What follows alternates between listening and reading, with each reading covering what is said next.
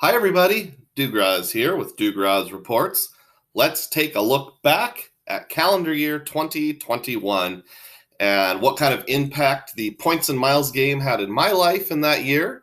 This is like a year-end review or a year of celebration looking back on 2021.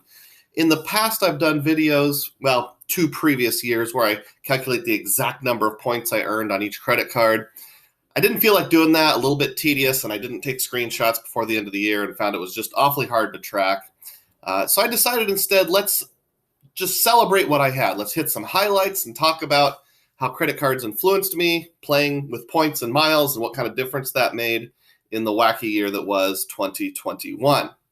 Before we dive into that, though, on this channel, we talk about credit card rewards and finding value. Nothing too fancy, but good value for the average American. Does that sound interesting to you? If so, please subscribe to the channel and please click the thumbs up button. Let's dive in. Chase cards. So what sort of impact did Chase's Ultimate Rewards have? I have almost all of the cards in the picture here. In fact, at some point I have had all of them. And I ended the year with about 385,000 Chase Ultimate Reward points, which I thought was pretty decent. And what sort of things did I use those for? Well, I had these redemptions. I got 3 domestic American airline tickets, round trip through the Chase portal. I had 2 hotel nights through the portal, 3 transfers to Hyatt, and 1 transfer to British Airways.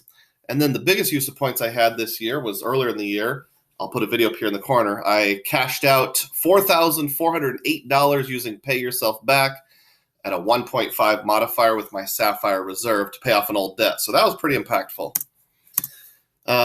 I like to travel and see bridges, not always, but I did take a trip in September to Southwest Pennsylvania, a little bit of West Virginia, a little bit of Maryland. I got to see this really cool old stone arch bridge called the Castleman River Bridge in Western Maryland. Down below that is a hillside shot with a bridge in Morgantown, West Virginia. And then the bottom right is the historic National Route Bridge in Wheeling, West Virginia. So each one of those represents a one-night hotel stay. I stayed in the area for each of those 3 places, and that's part of the way I used my Chase points. And then in terms of another fun redemption I did, maybe you've heard of Dude Perfect. My 2 boys and I went to Sioux Falls, South Dakota, and saw the Dude Perfect live show one night. Used some of my points, transferred to Hyatt to get a Hyatt hotel there. And that was just a lot of fun with my family doing that. Here's some cards that help with flights. One is the Wells Fargo Visa Signature credit card. And that helps because you can use the Wells Fargo portal with a 1.5 modifier. For any points you earn on that card or any other Wells Fargo cards, you can transfer to it. My dad, who's sort of like an additional player 2, I call him player 4, has a Propel card. Sadly, both of those cards are closed to new applicants right now because we're not sure exactly what Wells Fargo is doing, but those helped me with my flight to and from Pittsburgh. Wells Fargo is the only portal I know of that you can book directly with Southwest Airlines on, so that's unique and interesting. Another one is the U.S. Bank Altitude Reserve. It has the real-time rewards where you book directly with an airline or rental car, etc. It varies. And then you get a text message. I'll show you that in just a bit here. And you can redeem the points with a 1.5 modifier. So flights, here's 3 different pictures that give example of 3 different things I did. So in the summer, bottom left picture, my in-laws live in Arizona. My wife and 2 kids flew there round trip on American. I was not able to go that time. The trip there was, I said round trip. They flew there on Allegiant Airlines, which is a discount airline, used my U.S. Bank Altitude Reserve to offset those points with real-time rewards, flew back on American using the Chase portal. The middle picture represents a family member that had a medical procedure, and kind of at the last minute, my wife and I decided she would fly out for that, and I transferred points from Chase to British Airways to book that American Airlines flight because it was pretty close to the date, and BA was actually a little cheaper in terms of number of points needed than the portal. And then bottom right picture we already saw, I used the Wells Fargo portal to fly to my Pennsylvania journey and back. Rental car, I did get a rental car when I went out east. It was booked with the U.S. Bank Altitude Reserve. That's the only picture I got of the rental car the entire time. It was rainy in Wheeling, West Virginia, and I parked at a parking meter. You don't see, at least I don't see parking meters that much anymore here in the Midwest. Maybe other cities do. Here's an example of the real-time rewards. This wasn't necessarily from that one. It was from some other thing I saved. But yeah, you'll basically make your purchase as long as it meets their terms and conditions. I think rental cars have to be over $250. It'll send you a text message saying, hey, do you want to use these points? I text back redeem. Bing, just takes them right off the top with that 1.5 modifier already baked in. So I did a little calculating. The flights, motels, and this rental car, if I had paid out of pocket, that would have been a little over $2,000. So last year, 2021, COVID's still going on. Not a big travel year, nothing international. I'll get there someday. But in 2021, I used rewards worth a little over $2,000, not counting that pay yourself back of $4,000.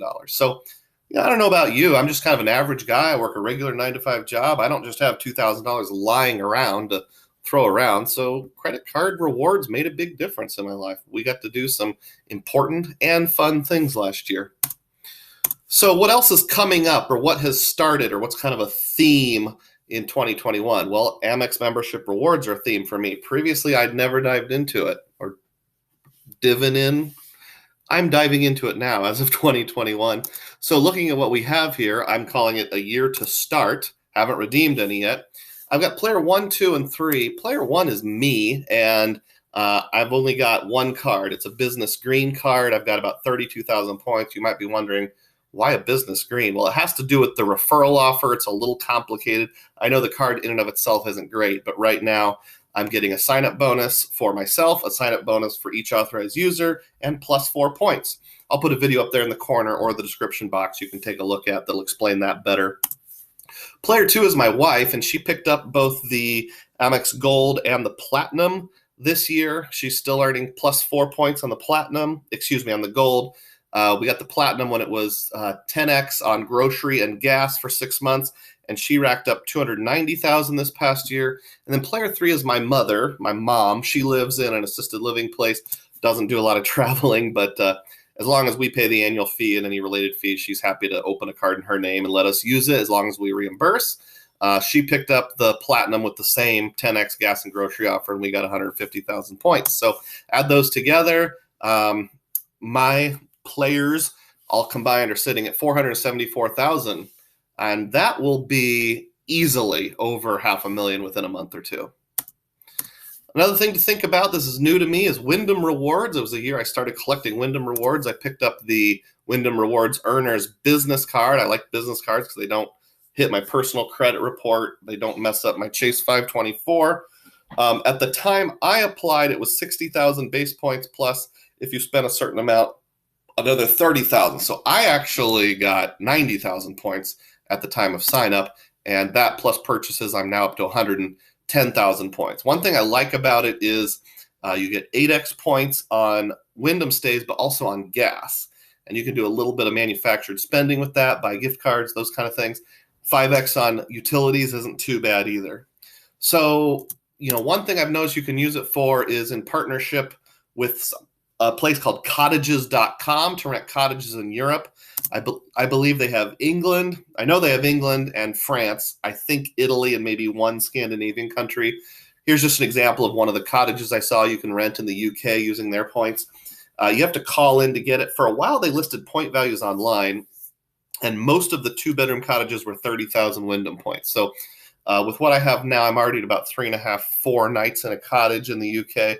My family would like to go to Europe maybe in 22, but probably 23 is more likely. So that's sort of just a general goal that might bend and flex. So there's some of the highlights of the year. If you are interested in any of the Chase cards or the Amex cards I showed earlier, I will put refer a friend links in the description box. Check those out. That does help me out. I'd appreciate it. So how was your 2021, and what do you think 2022 will hold? I really appreciate those of you who have subscribed to the channel. I'm up to around 450 subscribers. I need to get up to 1,000 to monetize the channel, and I'm hoping to do that by the end of 22. So if you would subscribe, I'd really appreciate it, and click that thumbs up button. As always, may your spending be frugal and may your points be plenteous. Happy New Year, everyone.